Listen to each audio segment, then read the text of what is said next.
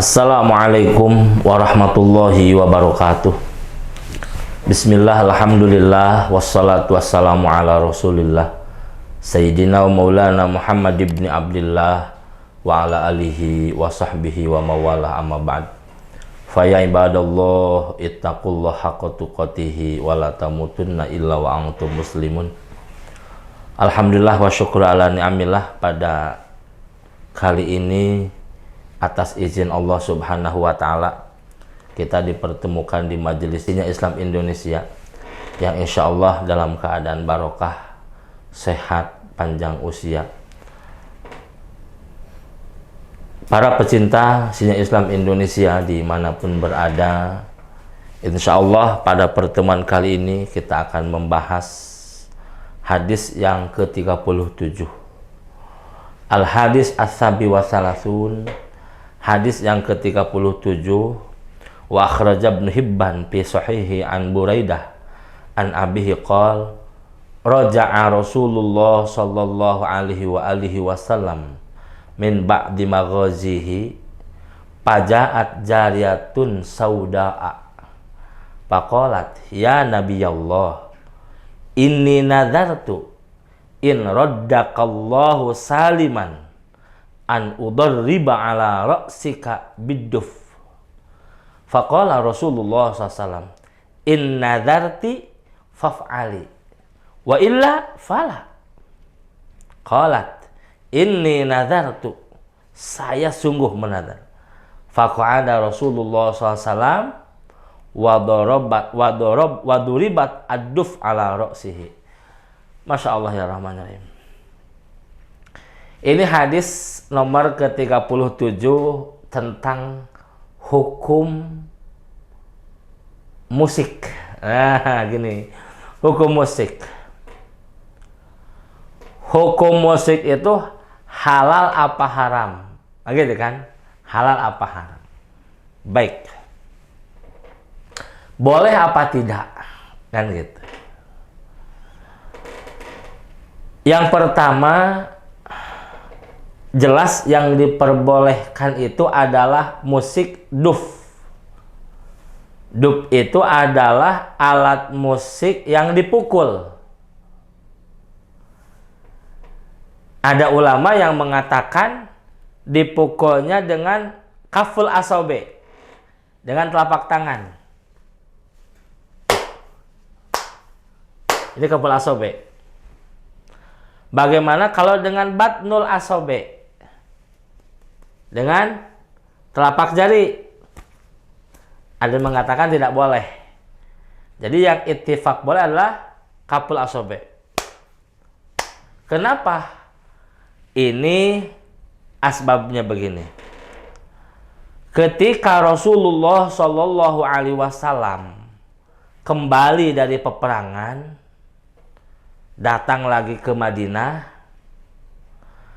maka Rasulullah Shallallahu Alaihi Wasallam disambut oleh jariyah sauda'a, seorang perempuan yang berkulit hitam.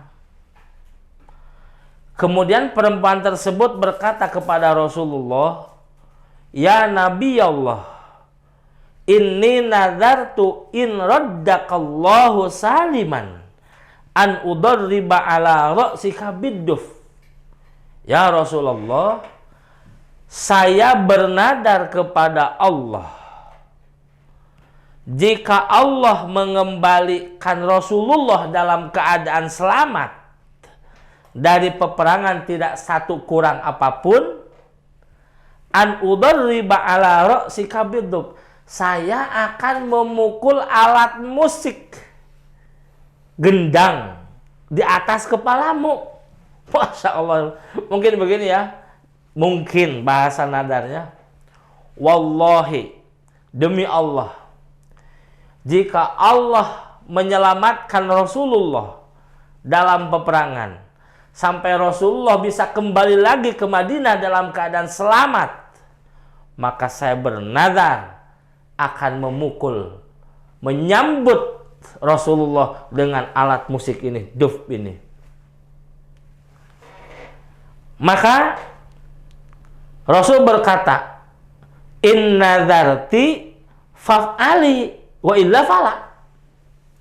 Jika itu adalah nadarmu, bahwa kamu bernadar jika Rasul selamat dari peperangan dan kembali ke tempatnya, ke Madinah, faf'ali, ya kerjakan, silakan. Wa illa, tapi jika kamu tidak punya nadar apapun dan ingin memukul rebana, mungkin memukul gendangan di atas kepala Rasul, jangan.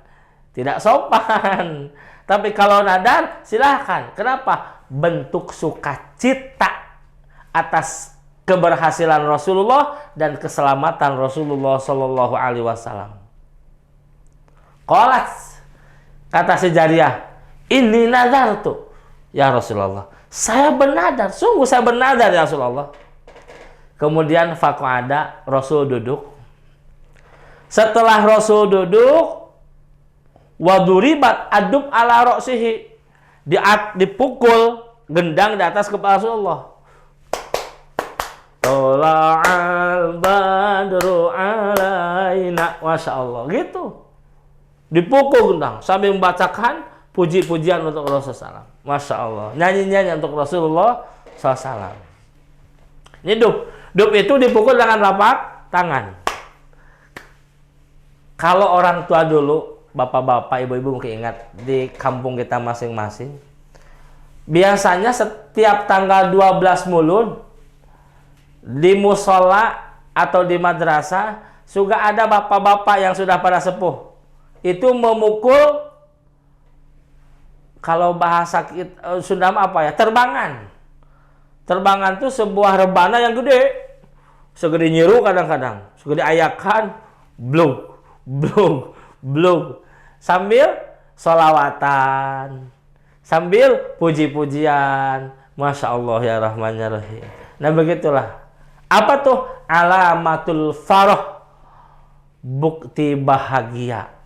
12 Ramadan, bukti bahagia dilahirkannya Rasulullah Sallallahu Alaihi Wasallam, mengekspresikan kebahagiaan Rasulullah SAW dengan tadi. Masya Allah.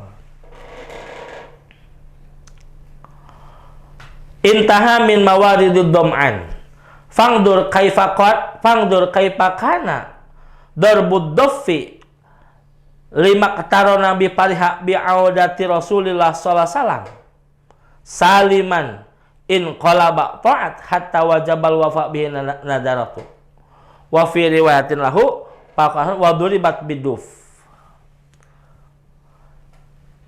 Nah, dari hadis itu bisa dipahami jelas bahwa saking bahagianya sahabiah dulu ketika peperangan yang dipimpin oleh Rasulullah berhasil manis, mendapatkan kemenangan, dan Rasul kembali selamat, saking bahagianya kemudian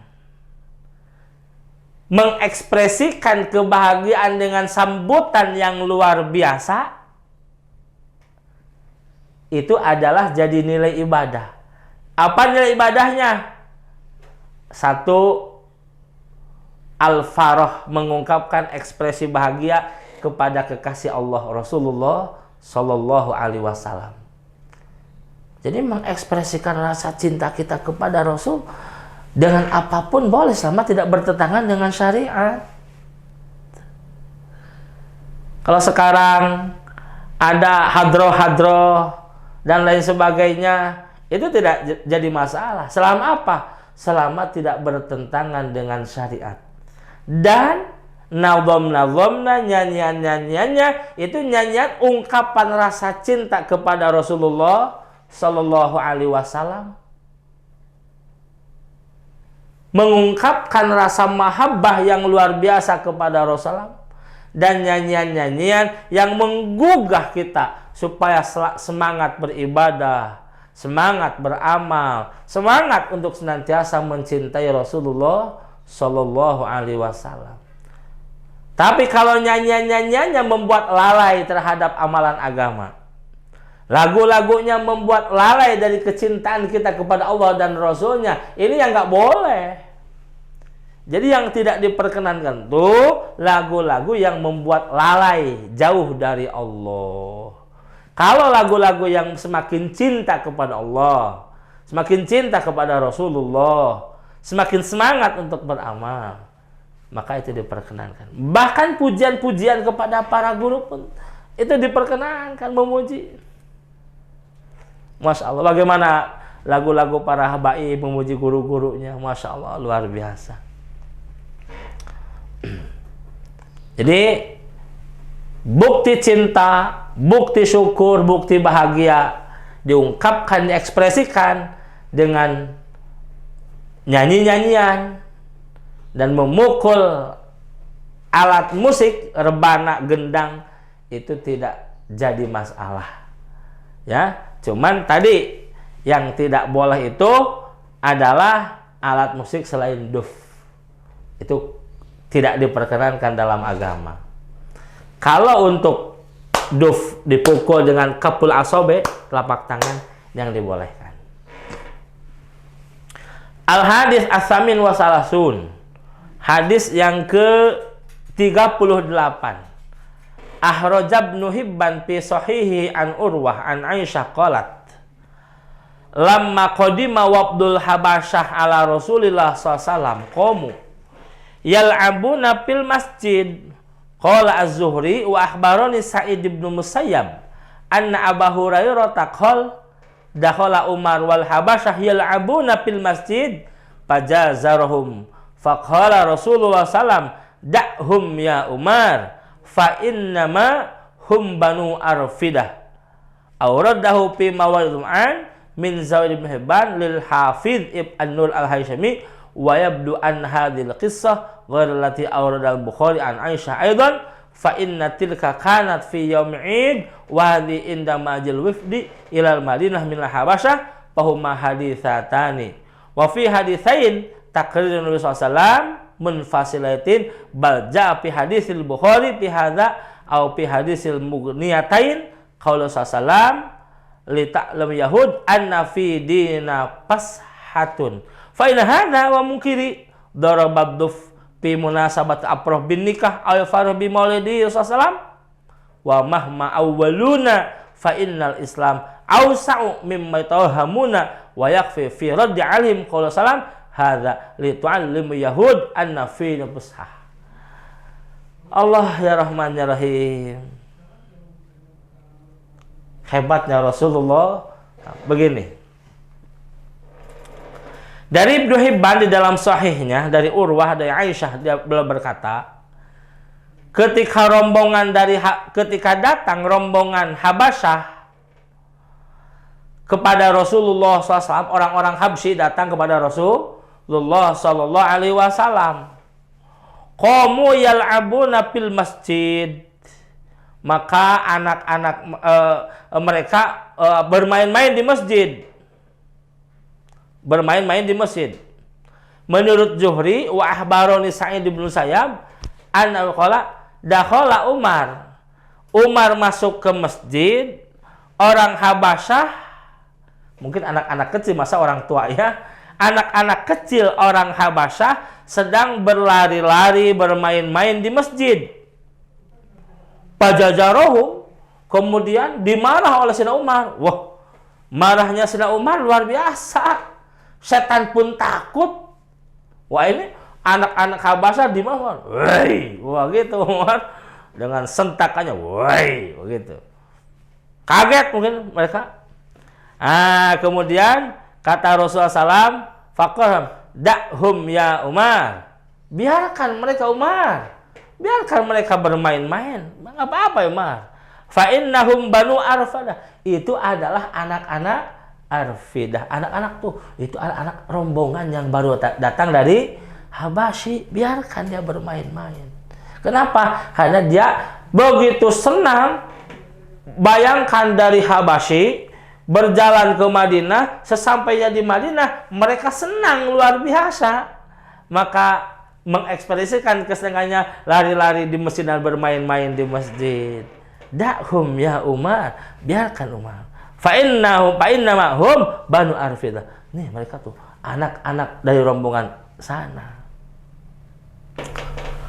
Kemudian dalam hadis yang lain tentang takrir, Nabi Shallallahu Alaihi Wasallam membiarkannya Rasulullah SAW itu adalah mughanniyatain. Ada dua orang mughanni. Kalau mughanni itu apa ya? Dua jariyah, dua gadis lah. Dua gadis yang suara merdu, yang suka lagu-lagu nyanyi-nyanyi. Ini yang saya gambarkan begini. Siti Aisyah sedang di rumah Rasulullah SAW.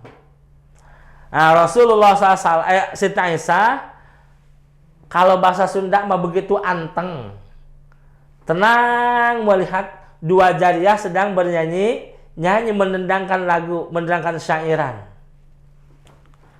Kata Rasul, kamu suka Aisyah? Suka. Maka dua jariyah tersebut dipanggil. Rasul, tangan, sini. Kemudian mereka selalu bernasyid, bernyanyi di hadapan Siti Aisyah. Siti Aisyah yang namanya anak-anak Siti Aisyah. Bagaimana tidak anak-anak? Dinikah oleh Rasul usia 6 apa 7 tahun. Kemudian Rasul berserumah dengan Siti Aisyah ketika Siti Aisyah usia 9 tahun. Ketika Rasul wafat, Siti Aisyah usia 16 tahun atau 18 tahun. Siti Aisyah ketika Rasul wafat, berarti begitu muda usia Siti Aisyah. Maka ketika lihat dua gadis sedang bernyanyi, Siti Aisyah melihat itu. Kamu suka Aisyah? Suka. Dipanggil Rasulullah. Suruh untuk bernyanyi, menendangkan syairan di hadapan Siti Aisyah. Kemudian Rasul ada di sana. Cuma Rasul tidak melihat, memalingkan mukanya berbalik.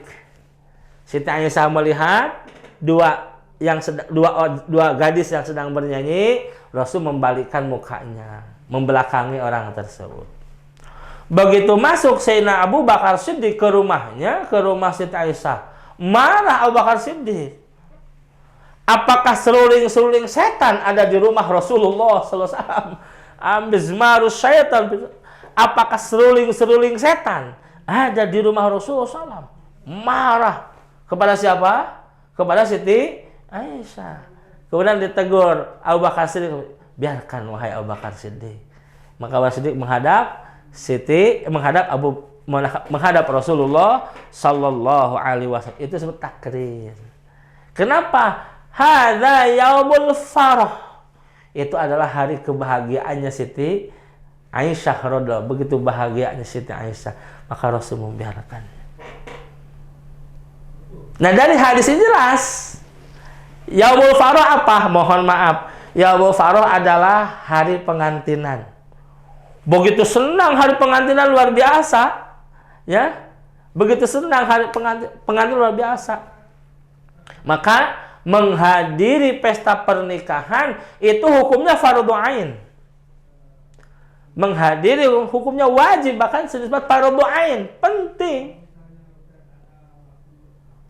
Kalau dibandingkan ada undangan tahlil, ada undangan menghadiri pesta pernikahan, wajib mana? Wajib menghadiri pesta pernikahan. Kalau di sana, kalau di pesta pernikahannya tidak ada perkara yang maksiat. Di pesta pernikahannya tidak ada perkara yang maksiat. Mana sih perkara maksiat? Banyak perkara maksiat. Mana salah satunya?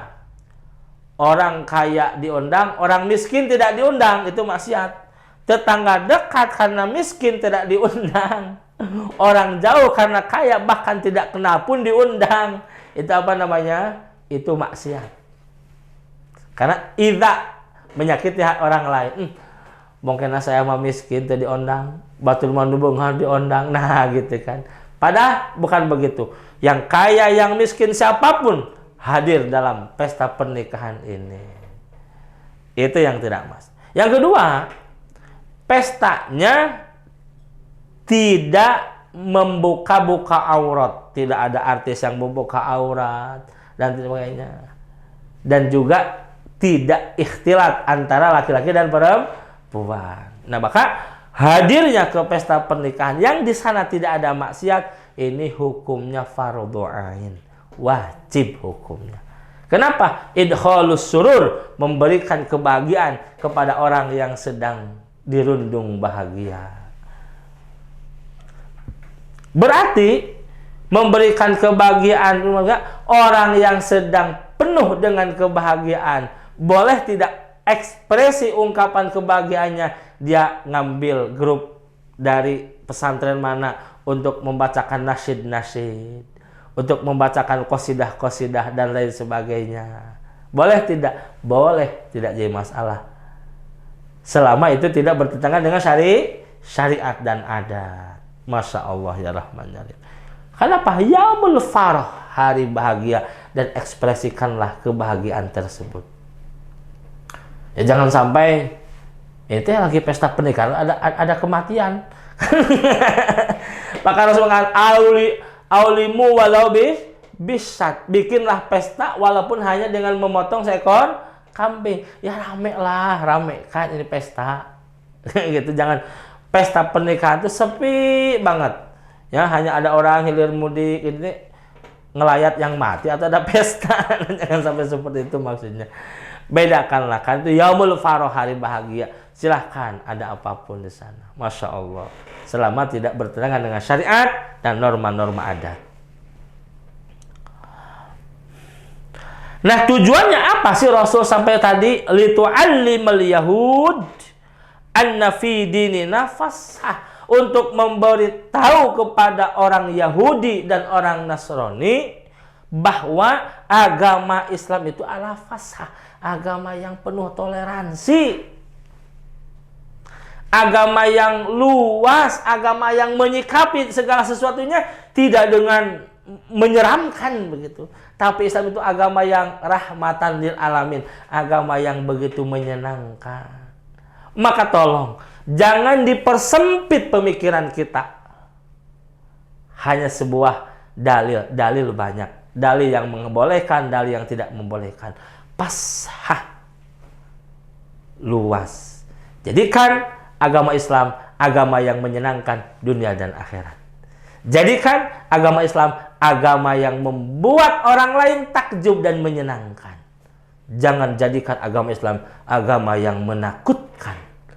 Dan jangan jadikan agama Islam agama yang mencerminkan perpecahan. Agama Islam itu adalah agama yang menyatukan adat dan budaya, dan yang mensyariatkan budaya dan adat. Adat disyariatkan oleh agama, budaya disyariatkan oleh agama, dan disatukan. Itulah Islam. Maka Islam hadir di negara Republik Indonesia yang negara beraneka ragam budaya, disatukan oleh Islam.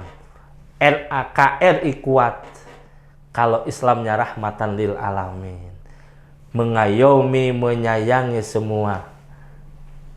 Adat disyariatkan dengan budaya, disyariatkan dengan aturan agama. Masya Allah ya Rahman ya Rahim. Litu'allimal yahud anna fi dinina fasah, memberitahu kepada orang-orang Yahudi bahwa agama Islam adalah agama fasah, penuh toleransi.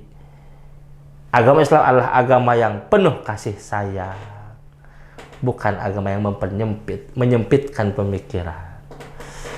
Hadirin para pecinta seni Islam Indonesia dimanapun berada, mari kita tanamkan dan buktikan dalam diri kita dengan akhlak kita bahwa Islam adalah agama rahmatan lil alamin, agama yang begitu luas, dengan cara pandang yang begitu luas. Tujuan daripada agama Islam adalah untuk menyatukan umat dalam bingkai kesatuan, persatuan, dan dalam bingkai rahmatan lil alamin.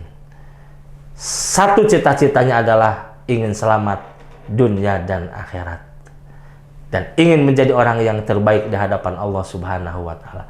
Demikian yang dapat saya sampaikan. Billahi taufiq. Assalamualaikum warahmatullahi wabarakatuh.